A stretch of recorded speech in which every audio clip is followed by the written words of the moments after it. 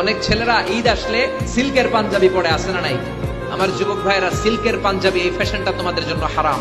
যুবকরা হাতে স্বর্ণের আংটি পরে, গলায় চেইন পরে, মেড অফ গোল্ড, স্বর্ণ দিয়ে বানানো যে কোনো জিনিস ইউজ করা, তারপরে সিল্কের কোন জামা পরা ছেলেদের জন্য হারাম করেছে কে?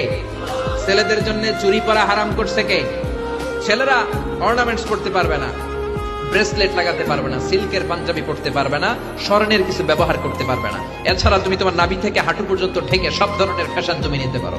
নতুন একটা ফ্যাশন এসেছে, চুলের এই দুই দিকে একেবারে মাথার সাথে মিলায় চুল কাটে আর এদিক দিয়ে ঘোড়ার মতো রাখা আছে না নাই? এগুলো কোনো মুসলমানের ছেলে এই হেয়ার কাটিং কাটতে পারে না, চিল্লায় বলে ঠিক না। এরপর ট্যাটু লাগায় অনেকে, ট্যাটু চিনেন? এই ট্যাটু লাগালে কোনো ইবাদত তোমার কবুল হবে?